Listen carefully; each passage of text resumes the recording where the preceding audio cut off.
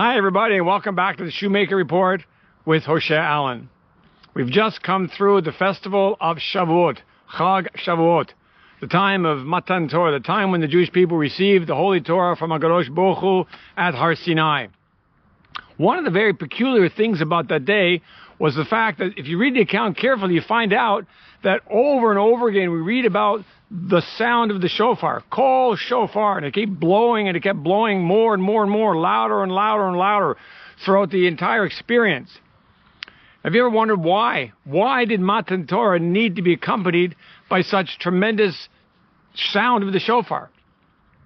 We read in the Navi, in the Sefer Amos, he talks there in chapter 3 about a very interesting phenomenon relating to the shofar. He says, could it be that when the voice of the shofar, when the sound of the shofar, when kol shofar goes and blasts and people are in the city, could it be that people are not scared? They're not afraid? See, because back then in the old days, people literally blew the shofar, and it was a sign of fear. It was a sign of an impending attack by armies or some other kind of massive danger. And when people heard the shofar, they were afraid. They felt fear.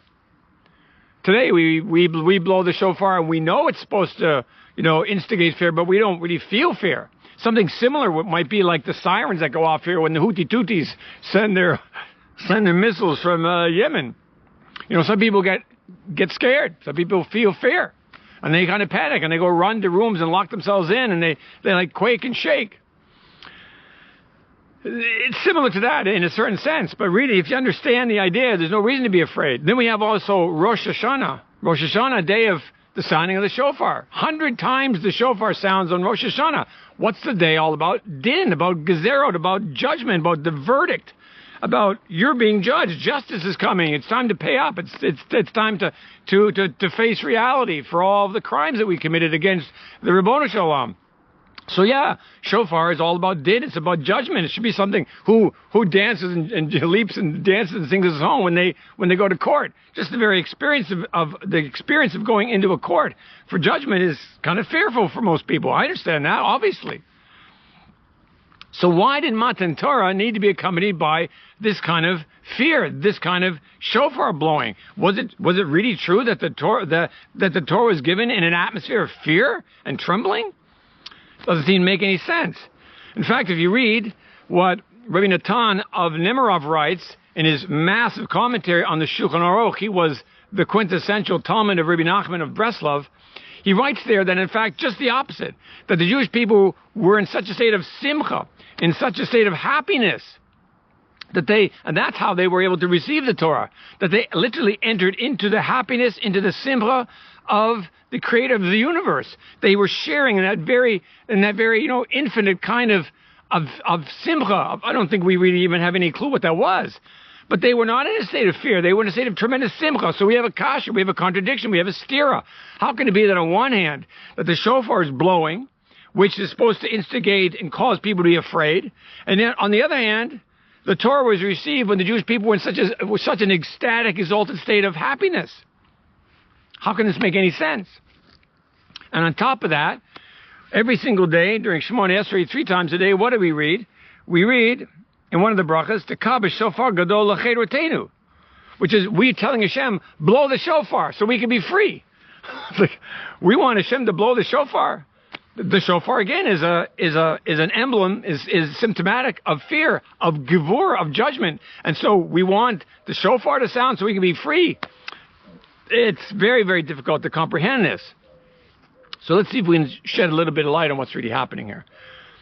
How were the Jewish people able to have such simcha, and yet at the same time that the shofar was blowing? So the answer to this is actually explained in Likutei Moharan, which is written by Rabbi Nachman of Breslov, in his Torah number 5. And it's all there about how does one receive simcha. And in short, I'm not going to read a lot of it here because it would take a long shiur to develop. But the essence of his teaching is the following. We all want to be happy. I mean, who doesn't want to be happy? I mean, we want to have true simcha, like real happiness from our heart, happiness from soul happiness, let's call it, deep existential happiness, not seeking after what we talked about before, fun. The reason people chase after pleasures of the body is because they're lacking. We're lacking in true simcha of the heart, which we're lacking in true soul happiness. And so we're trying to find it. Where can I find happiness? Where can I find simcha? So without knowing, the natural, sort of default position is I'll go look for it in doing things, and I'll go do it, and I'll go to the fair, and I'll ride roller coasters, or I'll take a cruise, or I'll go on a vacation, or I'll go to a restaurant, or go to a movie. And what are we doing? We're trying to fill an existential hole in our heart, in our soul, which is lacking simcha, and we don't know where to find it. So we go look for it, but we're not. So what do? We experience fun. And as I said before, there's no such thing as fun, really. But that's what we experience. And what is it after? Think about it. How many people have said after they go on a vacation, they come back from the vacation, that they say, oh, I need a vacation? What's at the root of that comment? Why is it that people feel, is it just because they're tired? No. It's not just because they're tired and they chased all over the place and did this and did that and took their kids here and they're exhausted. That's not the real fine point of this. The real fine point of it is that their soul knows. I spent a week or 2 weeks or whatever it was on some kind of trip looking for an existential experience of simcha, trying to fill these chesronot, these deficiencies that I'm lacking. But I didn't find it. I had fun. I come back and my soul knows I didn't really find simcha. So what is the soul telling you with your own words? It's saying you need another vacation because that didn't fulfill you in any way whatsoever. You need to find true simcha. That's what that comment really means. And the soul is speaking to us. We have to listen to ourselves. We have to listen to our own words. So we all want simcha. How do we achieve simcha? Well, most people are walking around drugged up, right? Taking all kinds of antidepressants and other kinds of substances in order to numb this experience. We're like walking dead people half the time. I don't mean that in an insulting way, but it's true in a way. There's an element of truth to that. We've been so pushed to the limit, and we're so depressed in so many ways. But yet Rabbi Nachman says, what does he say? He says, there's no such thing as yeush. There's no reason to be despairing. Ein shum yeush ba'olam kalal. There's no such thing as yeush, of despair in the world. What do you mean there's no such thing as despair? I'm completely despairing. I'm completely depressed, somebody would say in response. Okay, but we have to understand that aspect of yeush isn't real. It's not real. It's like the Matrix. It's just a figment of our imagination. It's not a real thing in and of itself. It's fake. It's a fake deception to keep us down in the dirt instead of for us to rise up to where we're supposed to be. So how do we achieve this thing called simcha when our natural hearts they're not filled with simcha? They're filled with depression, sadly, and other worries, right? And other kinds of problems that we walk around with all day long. So Rabbi Nachman says, V'ika simcha hu belev. We have to understand that the essence of simcha is not in the goof. It's not in things that we go run around doing. It's in the heart. It's in the heart. It's in the heart of a man. That's where the essence of simcha. If our hearts would find simcha, then that's it. There's nothing else beyond that. We would have complete simcha. But the problem is the heart. So if we solve the problem of the heart, we'll have simcha. What's the problem of the heart? The problem of the heart is that the heart is crooked. The heart is crooked. We got all kinds of crookedness in our heart. Who wants to walk around with a crooked heart? A crooked heart. You think you're going right, but you're not really going left. And it turns this way and it turns that way. And you think up is down and everything is all messy. You have no orientation. It's all messed up and crooked and twisty. Nobody wants to live their life like that. And yet, sadly, we may be living our life like that. So there's no reason to be filled with yeush. What? We have the teachings of Rabbi Nachman to help us to get out of the matrix, Kilu, to help us to realize that this despair and this sadness and this depression that we're feeling is not real. It's a trick. It's a ploy of the samachmem. It's a ploy of the sitra achra. It's a ploy of the other side that wants to fool us. But we should be smarter than that. We should be able to out-trick it. So we have Rabbi Nachman to help us un-trick it. What does he say? You see, how do we find simcha? There's a pasuk in Tehillim and it says that Hashem natata simcha belibi. David HaMelech says that it's Hashem who puts simcha in my heart. Oy! So that means I can't go put it in my own heart. I do not have the capacity. Why not? Because simcha comes from Hashem. Hashem is totally happy.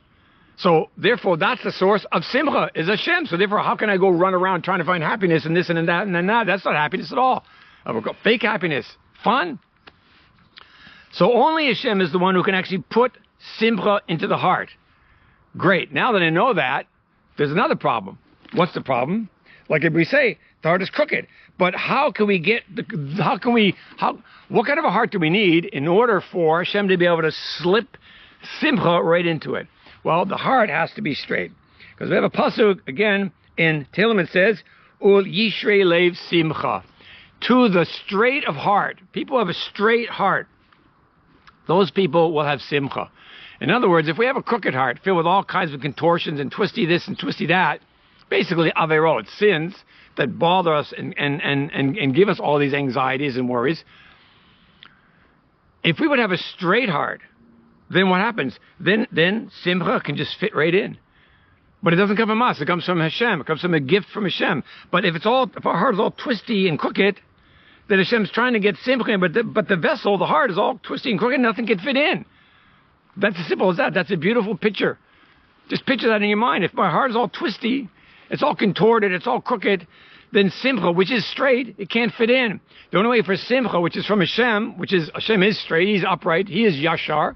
The only way for true simcha, which is itself straight, the only way for that to fit in is to have a heart, a vessel, which is also straight. So therefore we learn that we have to get the crookedness out of our heart. We have to get the crookedness out of our heart. Now, great. How do we do that? We do that by listening to the sound of the shofar. Now, we already learned earlier that the sound of the shofar is kind of scary, right? It's scary. It's supposed to scare people. If you're having a trouble with that idea of how a shofar today, we blow the shofar, we have fun. Well, it's fun to blow the shofar. But if you think about the sirens, that's why I said earlier, think about those sirens that can scare people, especially little children that are being scared, being taught to be scared by the actions of parents and other caregivers. Chas v'shalom. It's true, that's what happens. So we can understand that when there's a big sound that's coming from the sky, it can be scary. That's the shofar. What is that shofar doing? It's trying to drive all the crookedness out of our heart. It's din. Yes, it is din. But you know what? It should be our own din. It should be our own assessment of our own self. We should be able to face our own fears. See, there's two kinds of fears. There's a fallen fear, which is usually what we associate with fear. I'm afraid of a terrorist. I'm afraid of this. I'm afraid of like losing my parnasa. I'm afraid of going into court. I'm afraid of facing all kinds of aspects of quote reality. Let's say many fears. They're called fallen fears. But there's an elevated fear. The fear is a good thing. It's a proper thing. Yira, which we can translate as fear or awe. We'll call the elevated aspect of fear or of yira, we'll call that awe. We're supposed to have fear. We're supposed to fear Hashem. We're supposed to have such tremendous awe for Hashem. That's an aspect of fear. So we have to elevate the fallen fears and restore fear to its proper source, to the root of fear. How do we do that? By listening to the voice of the shofar. That's how we do it. What does it mean? We have to judge ourselves. We have to judge ourselves. If we judge ourselves, if we take that attribute of gevura, which is din, which is judgment, right, which is being strict, and instead of pointing it at other people, think of a camera. You know, you're supposed to use a camera to point at other people, but then we have this idea of selfies. Everybody wants to point the camera at themselves. That's great. So picture that as being gevura. Instead of taking the camera and pointing it at other people, point the camera at yourself. Point gevura at ourselves. Judge ourselves. If we would spend time every day, go out into the woods, go out, find some empty field, and if you're nowhere near a field or woods, go to the top of your to a roof. Go into your room, shut the door. I don't care what it is. Find time every single day to talk to Hashem and to face your fears and to say, Hashem, yes, I'm afraid of this, I'm afraid of that, I'm afraid. Don't do them all at once.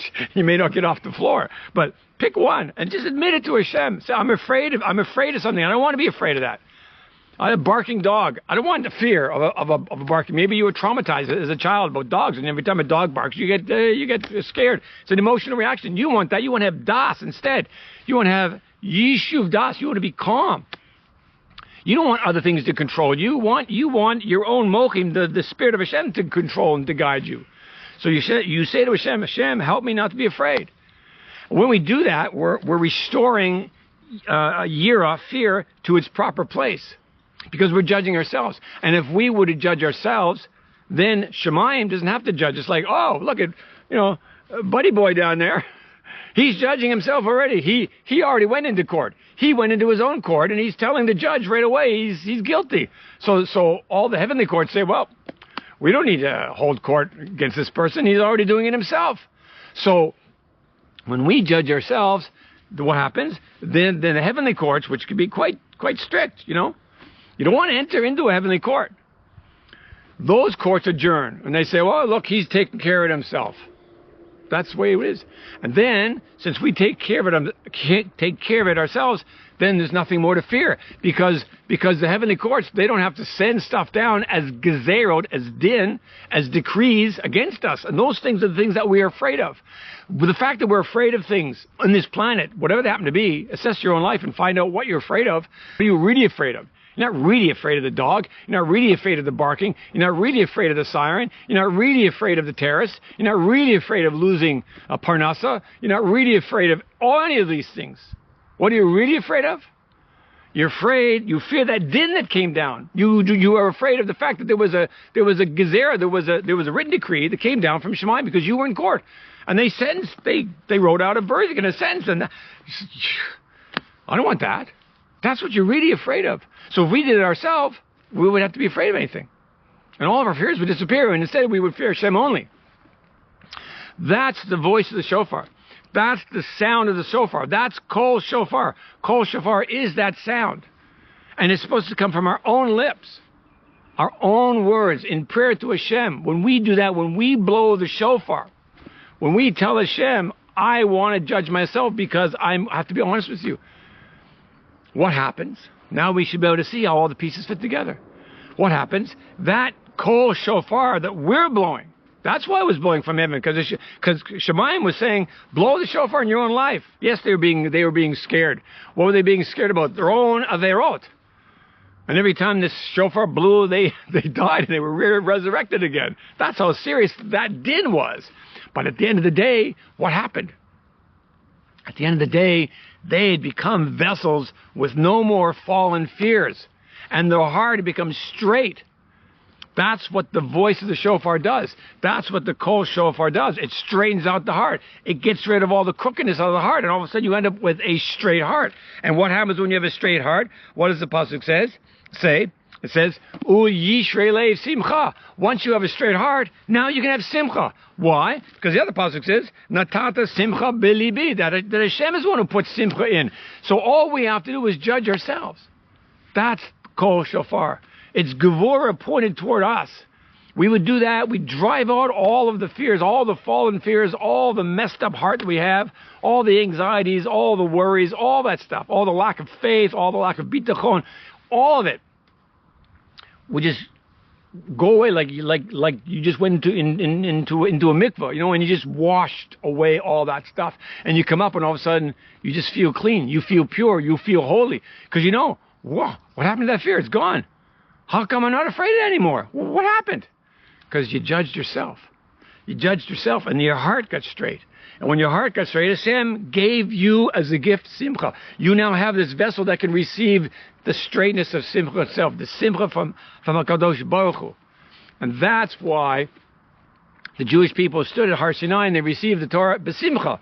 And that's the answer to all of our big steers that we had at the beginning. How could it possibly be that when the sound of the shofar is blowing and blowing and blowing, getting louder and louder and louder, meaning more and more din, more and more scariness, somehow the end of that is like they're happy. Now you know why. Because they were happy because finally they had gotten rid of all of the tumah, all of the zoma of the snake. They had judged themselves so much that there was nothing left. There was nothing inside that was eating them up anymore. Healing.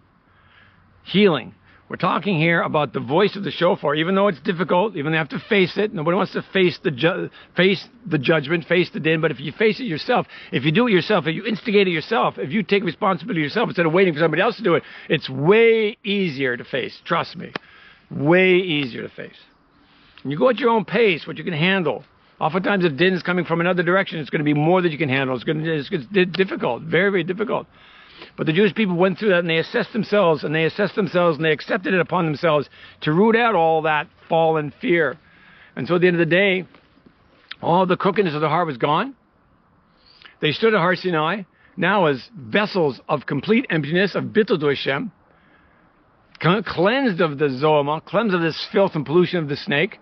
And as a result, Hashem was able to pour into them such simchah that the world has never seen. And so as a result, yes, the Torah was received through tremendous simchah. They had literally entered into the simchah of Hashem.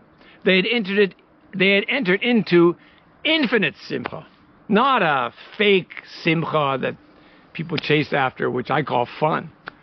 That's a fake. And it will never solve the existential yearning and longing that the heart wants. The heart wants simcha in it. That's what it wants. And when you have that simcha in your heart, you can walk all day long no matter what happens to you, and you can be happy. You're not deluding yourself. You're not pretending to be happy when you're not. It's nothing you can concoct on your own. No. It's something Hashem gives as a gift. All we can do is judge ourselves. So until next time, have yourselves a great week.